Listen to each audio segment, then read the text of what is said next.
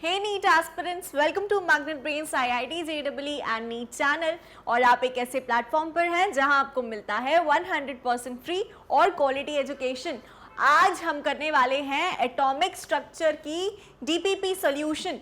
ठीक है, तो जल्दी से सेशन को लाइक शेयर सब्सक्राइब कर दो, सारे अपने दोस्तों को बुला लो ताकि धमाकेदार हम प्रैक्टिस कर सकें। और पेन और पेपर लेकर बैठो भाई, ताकि साथ साथ क्वेश्चन सॉल्व कर लो।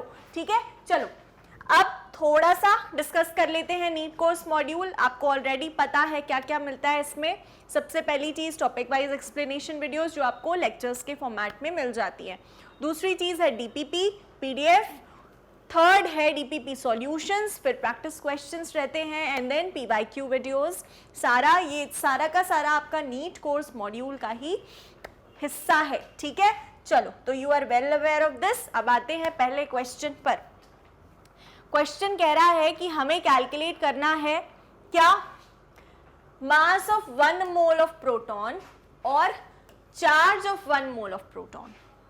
मास ऑफ 1 मोल ऑफ प्रोटॉन और charge of 1 mole of proton. तो चलो देखते हैं कैसे सॉल्व करेंगे। फर्स्ट है mass of 1 mole of proton. तो एक बात बताओ, मास ऑफ 1 प्रोटॉन कितना होगा? मास ऑफ 1 प्रोटॉन कितना होता है? तो 1.67 into 10 to the power -27 kg, और अगर ग्राम्स में चाहिए तो 24 ग्राम्स। ठीक है, ये हो जाएगा मास ऑफ सिंगल प्रोटॉन। और आगे हमें बताना है 1 मोल प्रोटॉन्स का मास। तो 1 मोल प्रोटॉन्स मतलब 6.023 into 10 to the power 23 protons, है ना, यही होता है। तो देखो यहाँ पर mass of 6.023 into 10 to the power 23 protons, यानी कि 1 मोल प्रोटॉन्स यही हो गए। ये कितना हो जाएगा? 1.67 into 10 to the power -27 into 6.023 into 10 to the power 23। ठीक है, ये हमें दे देगा फाइनल आंसर। चेक करते हैं। 1.67 इंटू 6.023 ये हमें देता है 10.0584 इंटू पावर्स रिजॉल्व करेंगे तो क्या मिलेगा? -27 प्लस 23 -4। ठीक है, तो चाहे आप इस फॉर्मेट में ले लो आंसर, या फिर और easy format 1.0058 into 10 to the power कितना हो जाएगा भाई? अब हमने क्या कर दिया है, ये कितना हो जाएगा? अगर हमने डेसिमल यहाँ पर शिफ्ट कर दिया है तो आप इस फॉर्मेट में भी अपना आंसर ले सकते हो। 1.0058 इंटू 10 टू दी पावर -4 है। ठीक है, यहाँ पर -4 है। अब कितना हो जाएगा? आप नीचे 1000 भी ले आओगे। ठीक है, क्या करोगे? नीचे 10,000 भी ले आओगे और फिर डेसिमल से डिवाइड करोगे तो क्या? -3। ठीक है, सही है इतनी चीज। ये होगा मास of 1 mole of protons, this much. Okay, अब आगे जाकर के और अगर आपको सिंप्लीफाइड फॉर्मेट, मतलब जिस भी फॉर्मेट में आपका आंसर गिवन है आप उस फॉर्मेट में ले सकते हो, ऑप्शंस जिस फॉर्मेट में गिवन है। अगली चीज है charge of 1 mole of protons. Charge पूछा है 1 मोल प्रोटॉन्स के लिए, charge on 1 mole of protons. तो आप बताओ 1 प्रोटॉन का चार्ज कितना होता है?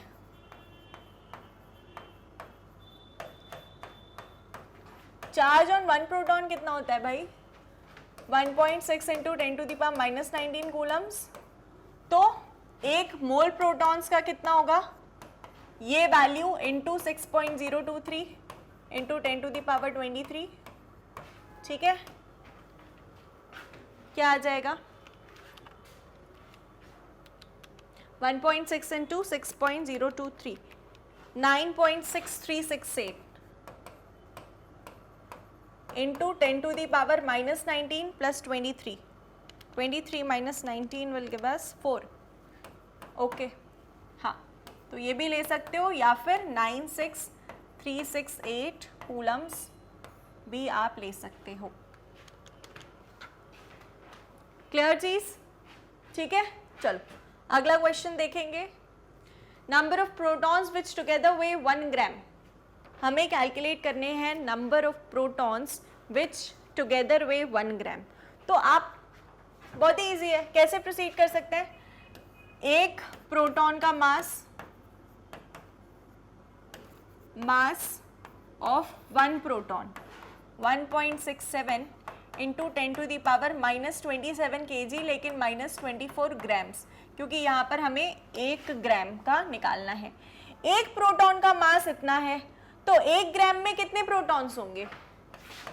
यही पूछा है ना हमसे, 1 ग्राम में कितने प्रोटॉन्स होंगे? तो भाई x या फिर 1/1.67 इंटू 10 टू दी पावर -24, ये हो जाएगा ऊपर जाने पर +24, बाकी 1 डिवाइडेड बाय 1.67 हमें क्या देगा? 0.5988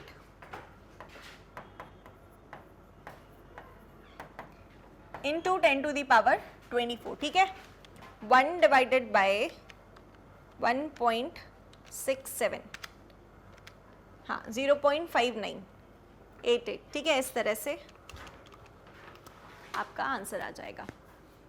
चलो अगला क्वेश्चन देखें। Find number of electrons in K+ ion and Cl-। K+ और Cl-, बहुत ही इजी है ये। एटॉमिक नंबर दिया है Z, एटॉमिक नंबर या Z दिया है पोटेशियम का 19, ठीक है, और क्लोरीन का 17। हमसे पूछा है नंबर ऑफ इलेक्ट्रॉन्स कितने होंगे। तो नंबर ऑफ इलेक्ट्रॉन्स हम ये नहीं लिख सकते कि equal to number of electrons is equal to number of protons होते हैं और वही एटॉमिक नंबर के इक्वल होता है, ये चीज़ हम नहीं ले सकते इन केस ऑफ आयंस। यहाँ पर हमें क्या करना पड़ेगा?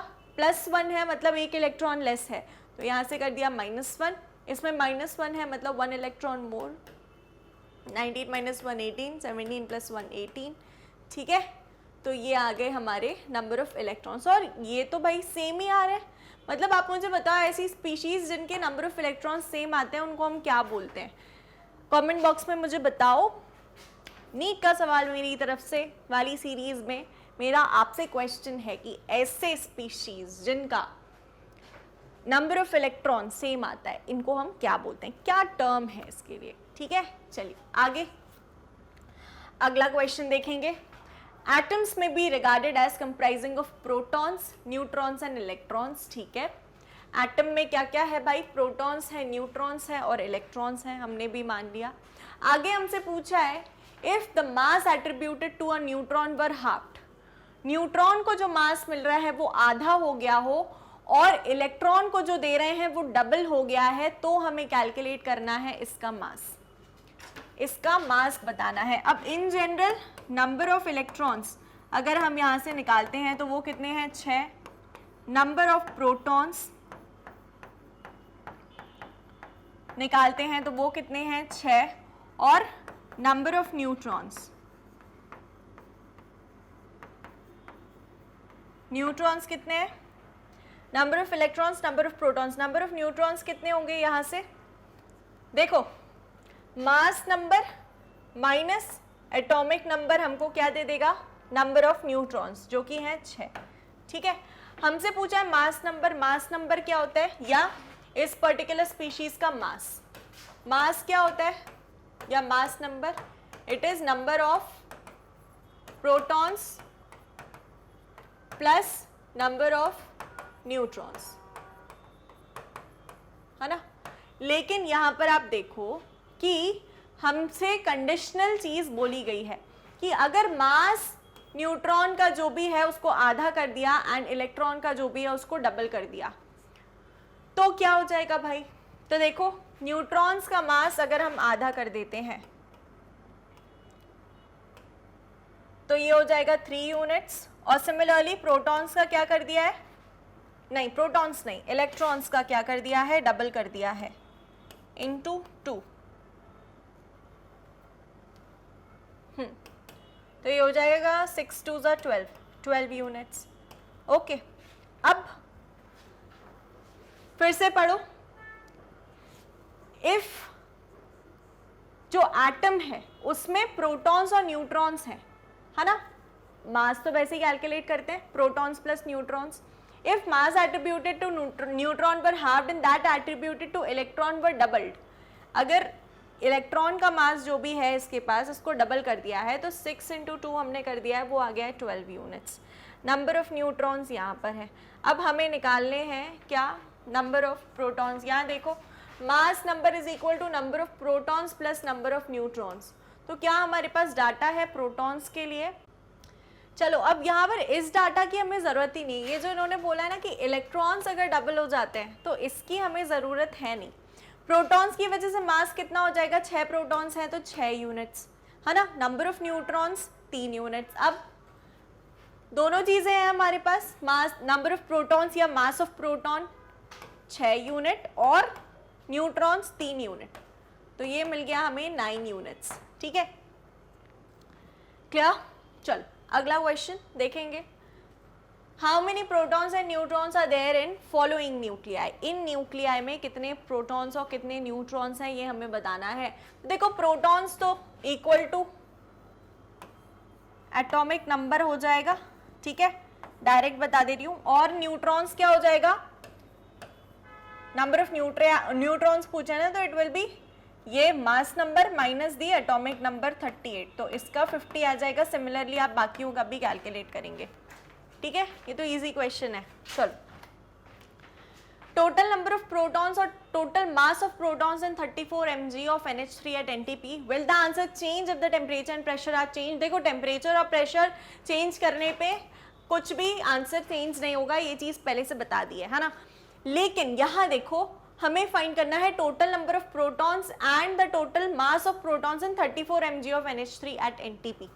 हमें दे दिया है 34 मिलीग्राम्स ऑफ NH3, 34 मिलीग्राम्स. अब इसके साथ कैसे करेंगे, टोटल नंबर ऑफ प्रोटॉन्स हमसे पूछा है, पहले तो NH3 देख लो, है ना, बाद में देखेंगे कि क्या है. NH3 में nitrogen 7 atomic number, hydrogen atomic number 1, लेकिन 3 है तो टोटल जो प्रोटॉन्स होंगे वो 3 होंगे. तो टोटल प्रोटॉन्स कितने हो गए भाई NH3 में 10, लेकिन ये इसका 17 ग्राम्स है. नाइट्रोजन 14 एंड 3 17 ग्राम्स में कितने 10 प्रोटॉन्स प्रेजेंट हैं, है ना. तो हमें टोटल नंबर ऑफ प्रोटॉन्स बताना है जो 34 mg में प्रेजेंट है. तो 17 ग्राम्स में 10 प्रोटॉन है, तो 34 mg मतलब 34 इंटू 10⁻³ ग्राम्स मिलीग्राम्स. ये मैंने ग्राम्स में कन्वर्ट कर लिया. इसमें कितने प्रोटॉन्स होंगे, यही चीज देखनी है ना. या आप ऐसे भी समझ लो कि 17 ग्राम में हमारे पास कितने प्रोटॉन्स होते हैं. भाई रुको एक चीज, एक सेकेंड रुको. 10 प्रोटॉन्स निकाला है, यहाँ पर पहले पार्टिकल्स की बात कर लेते हैं. एवोगैड्रो नंबर ऑफ प्रोटॉन्स हो जाएंगे, तो इतने में कितने होंगे. अब देखो यहाँ पर x फाइंड करते हैं. x is equal to Na protons into 34 into 10⁻³ upon 17, है ना. तो 17 2 टाइम्स 34, तो ये हमें दे देगा 2 Na एंड 2 Na इंटू 10⁻20. क्यों, क्योंकि 23 - 3 इज 20. ठीक है, तो ये हो जाएगा 12.046 इंटू 10⁻20 प्रोटॉन्स होंगे. किसमें, इतने ग्राम्स में, है ना.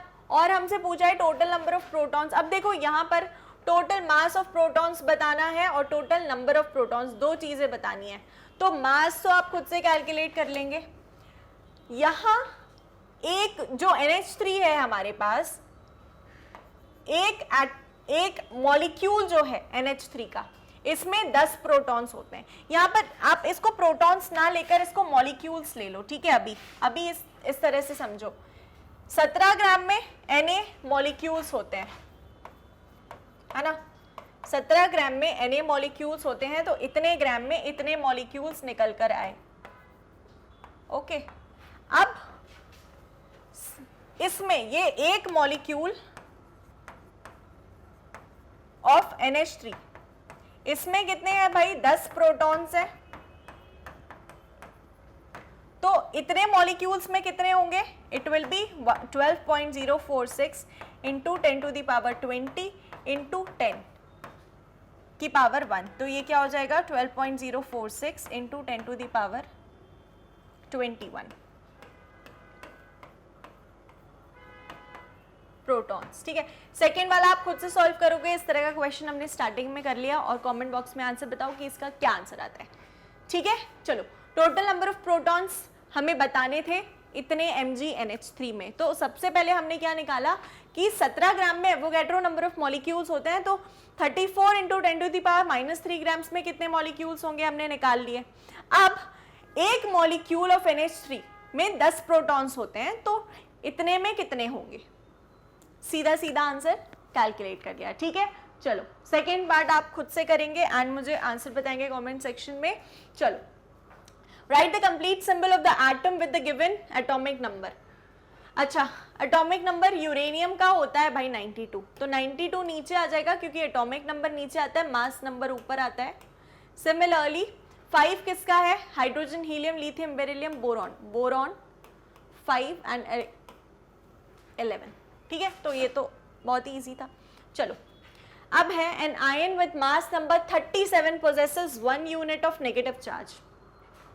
एक आयन है, उसका मास नंबर है 37, मतलब मान लो आयन X है, उसका मास नंबर है 37, ऊपर आ जाएगा, और possesses 1 unit of negative charge. Ion है मतलब नेगेटिव आयन है, क्योंकि 1 यूनिट नेगेटिव चार्ज है मतलब माइनस। अगर it contains 11.1% more neutrons than the electrons, तो हमें फाइंड करना है symbol of ion. If it contains 11.1% more neutrons than electrons, तो इसका सिंबल क्या होगा। देखो, अब आयन में 11.1% मोर न्यूट्रॉन्स हैं देन इलेक्ट्रॉन्स, तो पहले तो हमें ये कितने कितने हैं ये फाइंड करना पड़ेगा। तो क्या हम ऐसा कर सकते हैं, आप मान लो कि let number of electrons be x। ठीक है, तो प्रोटॉन्स कितने हो जाएंगे, प्रोटॉन्स हो जाएंगे x -1, क्योंकि इसमें क्या बोला है, an ion with mass number 37 possesses 1 unit of negative charge, है ना, तो जो प्रोटॉन्स हो जाएंगे वो x -1 हो जाएंगे। चलिए, अगली चीज, जो न्यूट्रॉन्स हैं वो कितने हैं, 11.1% मोर देन इलेक्ट्रॉन्स, तो इलेक्ट्रॉन्स तो हमारे x हैं, तो न्यूट्रॉन्स कितने हो जाएंगे, न्यूट्रॉन्स हो जाएंगे x प्लस 11.1% ऑफ x। ठीक है, तो ये जब आप सॉल्व करोगे आपको मिलेगा 1.11x। ठीक है, divided 0.111 of x plus 1.11x। ठीक है, यहां से इतना मिल जाएगा आपको। चलो, अब हमें क्या पता है, मास नंबर जो होता है वो होता है प्रोटॉन्स प्लस न्यूट्रॉन्स, है ना, और यहां पर मास नंबर गिवन कितना है, 37 गिवन है, प्रोटॉन्स कितने हैं, x -1 है, और न्यूट्रॉन्स कितने हैं, 1.11x। चले इसको सॉल्व करें। x की वैल्यू अगर हम यहाँ से फाइंड करना चाहते हैं तो हमें कितनी मिलती है, देखो, दिस इज 1.11, है ना, 37 is equal to x -1 plus 1.11x। ओके, 37 -1 इधर है तो इधर आएगा 39 हो जाएगा, 39 is equal to x plus 1.11x, मतलब 1 प्लस 1.11, ये मिलेगा 2.11x, या x is equal to 39 divided by 2.11 देगा हमें 18.48। ठीक है, 18.48 को हम अप्रोक्सीमेटली इक्वल टू क्या मान लें, 18 ही मान लें। ठीक है, x आया अप्रोक्सीमेटली इक्वल टू 18। चलो, अब इतनी चीज आ गई, अब आगे क्या करना है,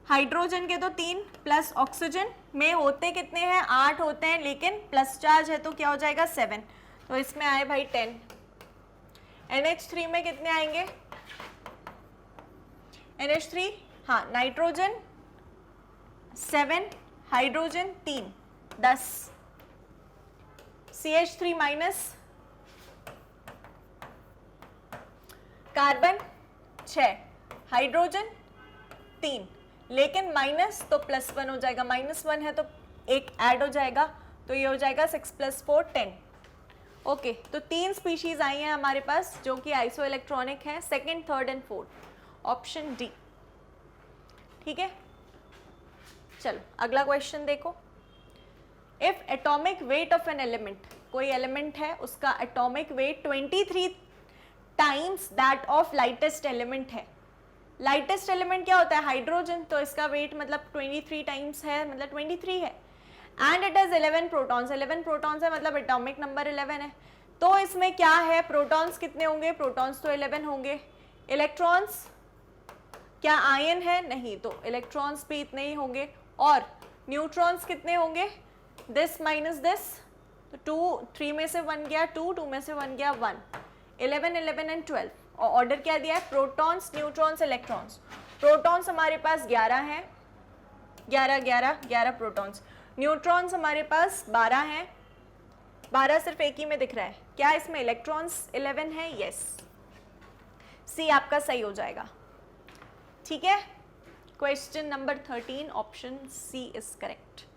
चलो अगला, CO has same electrons as of the ion that is isoelectronic with CO। अच्छा, CO has same electrons, पहले तो पता करो कि CO में कितने, कार्बन 6, ऑक्सीजन 8,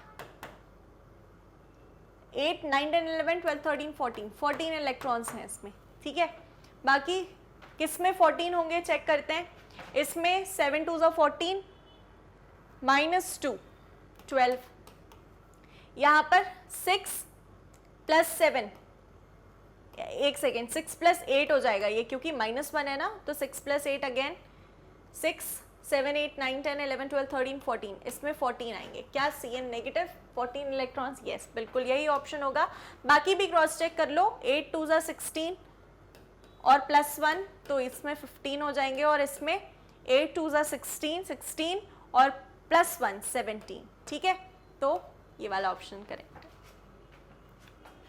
अगला question, the compound in which cation is isoelectronic with anion, मतलब केटायन में जितने इलेक्ट्रॉन्स हैं उतने ही एनायन में हैं। तो सेपरेट करके देखो, Na+ में कितने आयन्स होंगे, Cl- में कितने होंगे, सिमिलरली CS की वैलेंसी कितनी होगी, +1, F-, Na+I-,